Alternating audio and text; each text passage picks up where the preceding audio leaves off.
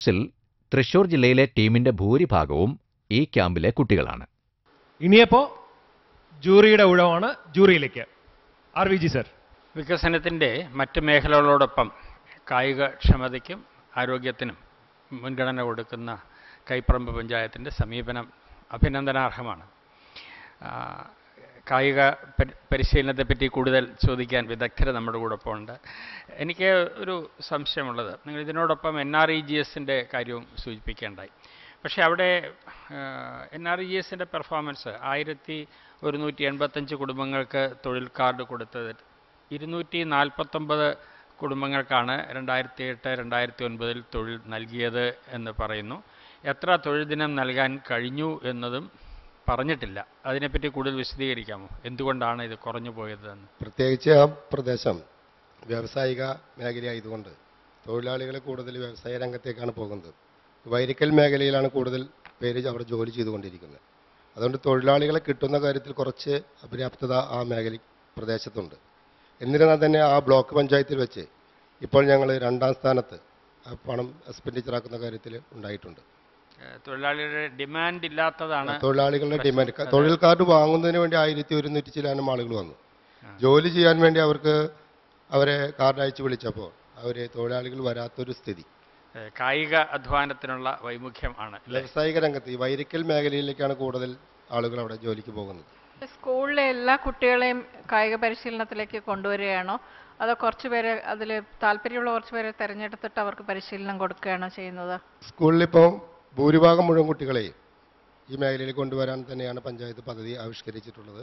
പ്രത്യേകിച്ച് നീന്തലിൻ്റെ കാര്യത്തിൽ ഓരോ 15 ദിവസം കൂടുമ്പോഴും ആ പഞ്ചായത്തിൽ ആകെ 7 സ്കൂളുകളാണ് നിലവിലുള്ളത്. 2 ഗവൺമെൻറ് സ്കൂളും 5 എയ്ഡഡ് സ്കൂളും. 7 സ്കൂളിലെ കുട്ടികളെയും ഈ മേഖലയിൽ കൊണ്ടുവന്ന് നീന്തൽ പരിശീലനം, ഇപ്പോൾ SSIയും അതിനുവേണ്ടി ഫണ്ട് സഹായിക്കുന്നുണ്ട്. അപ്പോൾ മുഴുവൻ ആളുകളെയും ഉൾപ്പെടുത്തിക്കൊണ്ടുള്ള പരിശീലനങ്ങളാണ് വിഭാവനം ചെയ്തിട്ടുള്ളത്. പെൺകുട്ടികൾക്ക് എന്തെങ്കിലും പ്രത്യേകിച്ച് അവരുടെ സെൽഫ് ഡിഫെൻസിന്റെ എന്തെങ്കിലും ഇത് കായിക പരിശീലനത്തിന്റെ പെൺകുട്ടികൾക്ക് നീന്തൽ പരിശീലനം ഉണ്ട്. അതിന് പ്രത്യേക നീന്തൽ ഇൻസ്ട്രക്ടറെ വെച്ചിട്ടുണ്ട്. അതിൽ വോളിബോളിന് പെൺകുട്ടികൾക്കുണ്ട്. ഫുട്ബോൾ കോച്ചിങ് ക്യാമ്പിലും ഇപ്പോൾ ഒരു 7 പെൺകുട്ടികൾ ഫുട്ബോൾ കോച്ചിങ് ക്യാമ്പിൽ വരുന്നുണ്ട്. അതുപോലെ ആർച്ചറി അമ്പയത്തിൽ 28 പേരാണ് ഇപ്പോൾ ക്യാമ്പിലുള്ളത്. അതിലൊരു 14-15 പെൺകുട്ടികളുണ്ട്. ഈ മേഖലയെക്കുറിച്ച് വളരെ വിദഗ്ധമായി ചോദ്യങ്ങൾ ചോദിക്കാൻ ഡോക്ടർ ശങ്കർറാം സാർ നമ്മുടെ കൂടെയുണ്ട്. സ്പോർട്സ് മെഡിസിൻ എക്സ്പേർട്ടാണ് സാർ. ഈ കുട്ടികളുടെ വ്യായാമം, ഫുട്ബോൾ, ആർച്ചറി, സ്വിമ്മിങ് ഇതിനെക്കുറിച്ചൊക്കെ പറഞ്ഞു. മുതിർന്നവരുടെ വ്യായാമത്തിന് വേണ്ടിയുള്ള എന്തെങ്കിലും പദ്ധതികൾ ഉണ്ടോ അതോ ഈ കുട്ടികൾ തന്നെ പ്രായപൂർത്തിയായി കഴിഞ്ഞാലും ഇതിൽ പങ്കെടുക്കുന്നുണ്ടോ? മുതിർന്ന ആളുകൾക്ക് വേണ്ടി ഒരു വെയ്റ്റ് ട്രെയിനിങ് സെൻറ്റർ പഞ്ചായത്തിൻ്റെ ആഭിമുഖ്യത്തിൽ ആരംഭിച്ചിട്ടുണ്ട്. ജിംനേഷ്യം ക്ലബ്ബ് അത് ഡെയിലി തുറന്ന് പ്രവർത്തിക്കുന്നുണ്ട്. അതുപോലെ തന്നെ ഗ്രൗണ്ടിൽ ഒരു വാക്കേഴ്സ് ക്ലബ്ബ് പോലെ നടന്നുകൊണ്ടിരിക്കുന്നുണ്ട്. അതുപോലെ നീന്തലിന് 45-50 വയസ്സ് വരെയുള്ള ആളുകൾ ഡെയിലി രാവിലെ 7 മണി മുതൽ 8 മണി വരെ നീന്തൽ പരിശീലനത്തിന് വേണ്ടി അവിടെ വരുന്നുണ്ട്. പ്രസിഡന്റിന്റെ ആഗ്രഹത്തിൽ എന്താണ് ഉദ്ദേശിക്കുന്നത് വർഷങ്ങൾക്ക് ശേഷം? നല്ല ആരോഗ്യമുള്ളൊരു തലമുറയെ വാർത്തെടുക്കണം. അതിനുവേണ്ടിയുള്ള ഒരു പ്രയത്നമാണ് ഞങ്ങളുടെ പഞ്ചായത്തിലെ മുഴുവൻ ആളുകളും ഒത്തൊരുമിച്ച് അതിനുവേണ്ടി ഫണ്ടൊക്കെ സ്വരൂപിക്കുന്നതിന് വേണ്ടി ഞങ്ങൾ സ്പോർട്സ് പ്രൊമോഷൻ കൗൺസിലിൻ്റെ നേതൃത്വത്തിൽ എല്ലാ വർഷവും ഫെഡറേറ്റ് സ്റ്റേഡിയത്തിൽ ഫുട്ബോൾ ടൂർണമെൻറ്റ് സംഘടിപ്പിച്ചുകൊണ്ട് ഫണ്ട് സ്വരൂപിച്ചുകൊണ്ടിരിക്കുക. അപ്പോൾ നല്ലൊരു ഫണ്ട് ഞങ്ങളുടെ കയ്യിൽ ഇപ്പോൾ ഓൾറെഡി ഉണ്ട്. അത് ഗവൺമെൻറ്റിൻ്റെയും പഞ്ചായത്തിൻ്റെയും ഫണ്ട് ഇനി അഥവാ നിലച്ചു പോയാൽ തന്നെ സ്പോർട്സ് പ്രൊമോഷൻ കൗൺസിൽ ഒരു ഫണ്ട് ഓൾറെഡി സ്വരൂപിച്ച് വെച്ച് അത് നടത്തിക്കൊണ്ടിരിക്കുക. ഈ ഇൻഫ്രാസ്ട്രക്ചർ എന്നുള്ള നിലയിൽ ഇപ്പോൾ ഉള്ള സ്വിമ്മിംഗ് പൂള് സ്റ്റാൻഡേർഡ് സ്വിമ്മിംഗ് പൂളാണോ നീന്തൽക്കുളമാണോ അതോ വെറും ഒരു കുളം തയ്യാറാക്കി നീന്തൽ പരിശീലനത്തിന് വേണ്ടി എടുത്തേക്കുന്നതേ ഉള്ളൂ? നീന്തൽ പരിശീലനത്തിന് വേണ്ടി സംസ്ഥാനത്ത് ആദ്യമായി സ്പോർട്സ് മന്ത്രി വിജയകുമാർ വന്ന് ഉദ്ഘാടനം ചെയ്ത ഒരു സ്വിമ്മിംഗ് പൂളാണ് ഈ സ്വിമ്മിംഗ് പൂള്. എല്ലാ ദിവസവും അവിടെ നിന്ന് ഫിൽറ്ററിങ് ചെയ്യുന്നതിന് വേണ്ടി 20 HP മോട്ടോർ വെച്ചുകൊണ്ട് അവിടെ നിന്ന് വെള്ളം ഫിൽറ്റർ ചെയ്ത് അവിടെ തൊട്ട് തന്നെ പാടശേഖരമുണ്ട്. ആ പാടശേഖരത്തിൽ വെള്ളം ഫിൽറ്റർ ചെയ്ത് കളഞ്ഞ് ശുദ്ധമായ വെള്ളത്തിലാണ് ഇപ്പോൾ നീന്തൽ പരിശീലനം നടത്തിക്കൊണ്ടിരിക്കുന്നത്. അതിൽ കുട്ടികൾക്ക് വല്ല ഫീസോ അങ്ങനെ വല്ലതും ഉണ്ടോ? ഫീസൊന്നുമില്ല. അവിടെ പഠിക്കാൻ വരുന്ന കുട്ടികൾക്ക് പരിശീലനം കഴിയുമ്പോൾ പാലും മുട്ടയും അതുപോലെ നന്ത്രപ്പഴവും പുഴുങ്ങിയതൊക്കെ ഞങ്ങളുടെ പഞ്ചായത്തിന് വക കൊടുക്കുന്നുണ്ട്. ഫീസ് വാങ്ങുന്നില്ല. ഇടയ്ക്ക് ഫിലിമിൽ കാണിച്ചു ഒരു കുട്ടി ട്രിവാൻഡ്രം ട്രിവാൻഡ്രത്തുനിന്ന് വന്ന ഒരു കുട്ടിയുടെ ഇത് അത് കാണിച്ചായിരുന്നു. വോളിബോൾ കോച്ചിങ് ക്യാമ്പിലെ കുട്ടിയാണ്. അതിന് അങ്ങനെ പുറത്തുനിന്നുള്ള കുട്ടികളും ഉണ്ടോ അവിടെ? പുറത്തുള്ള കുട്ടികൾ വോളിബോൾ കോച്ചിങ് ക്യാമ്പിൽ പുറമുള്ള കുട്ടികളുണ്ട്. അതിന് വേണ്ടി ഞാൻ വരുന്നുണ്ട്. പ്രത്യേകം ഒരു ബിൽഡിംഗ് റെന്റിനെടുത്ത് അവിടെ വോളിബോൾ കോച്ചിങ് ക്യാമ്പ് നടത്തിക്കൊണ്ടിരിക്കുക.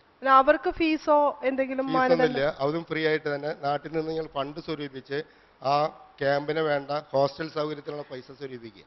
സർ ഒന്ന് ചോദിച്ചു ഇതിൻ്റെ ഒബ്ജക്റ്റീവ് എന്താണ്, ഈ സ്പോർട്സിൻ്റെ പ്രോജക്റ്റ് ഒബ്ജക്റ്റീവ് എന്താണെന്ന് പറഞ്ഞപ്പോൾ നിങ്ങൾ പറഞ്ഞു ആരോഗ്യമാണ്.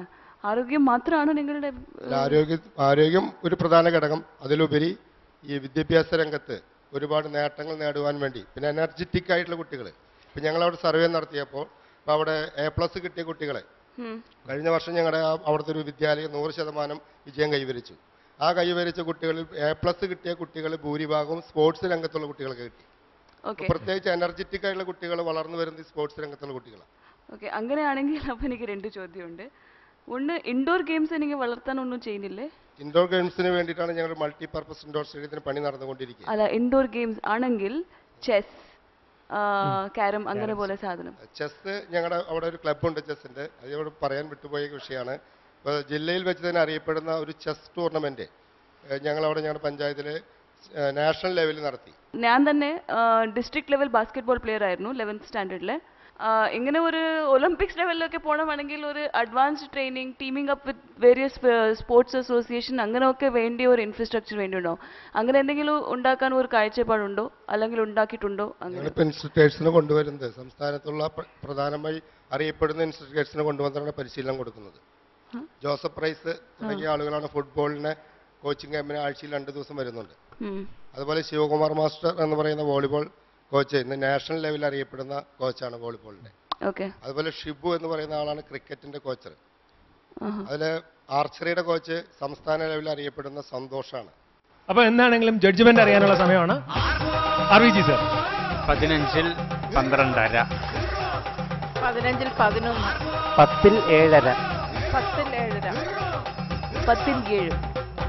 അപ്പോ കൈപ്പറമ്പ് ഗ്രാമപഞ്ചായത്തിന് കിട്ടിയ total mark 45.5. 45 mark out of 60. Not at all bad. അപ്പൊ SMS അയച്ച് സപ്പോർട്ട് ചെയ്യല്ലേ? SMS അയച്ചോളൂ. SMS അയക്കേണ്ട ഫോർമാറ്റ് ഇതാണ്: GKE സ്പേസ് KPRP സ്പേസ് എത്ര മാർക്കാണോ നൽകാൻ ഉദ്ദേശിക്കുന്നത് അത്രയും mark out of 10 to this number.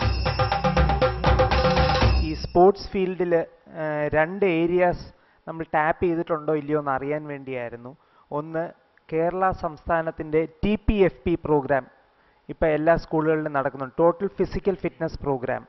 അതായത് 12ാം ക്ലാസ് വരെയുള്ള കുട്ടികളുടെ അധ്യയനത്തിൻ്റെ ഭാഗമായിട്ട് തന്നെ അവരുടെ കായികക്ഷമത കൂട്ടുന്നതിനുള്ള ഒരു പ്രോഗ്രാം.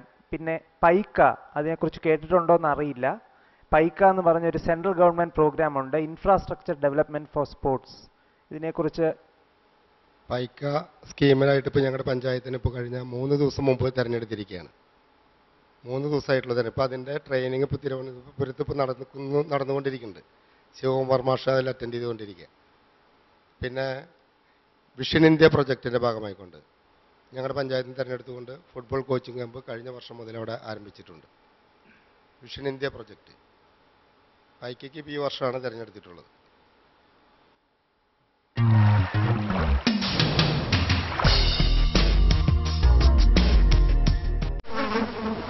വേണ്ട നമുക്കിനി രോഗങ്ങൾ വ്യാധികൾ, വേണ്ടേ നമുക്കി കൊതുകിന്റെ താണ്ഡവം. വീടും പരിസരവും വൃത്തിയാക്കൂ, കൊതുകിന്റെ താവളങ്ങൾ നശിപ്പിക്കൂ, മാരക രോഗങ്ങളോട് വിട പറയൂ, വീണ്ടും ഒരു ദുരന്തമൊഴിവാക്കൂ. നാടിനെ നമ്മുടെ വീടായി കരുതണം, വൃത്തിയായി ഭംഗിയായി സൂക്ഷിക്കണം. രോഗം പരത്താത്ത മണ്ണിന്റെ മാറിലെ ആരോഗ്യമോടെ ജനങ്ങൾ വാഴൂ. എന്റെ കേരളം മാലിന്യമുക്തം.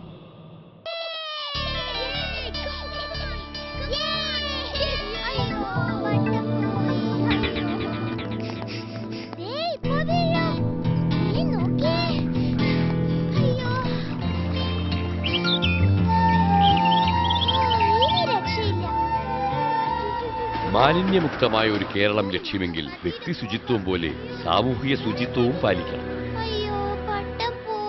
മാലിന്യമുക്ത കേരളത്തിനായി നമുക്ക് ഒരുമിച്ച് പ്രയത്നിക്കാം. എന്റെ കേരളം മാലിന്യമുക്തം.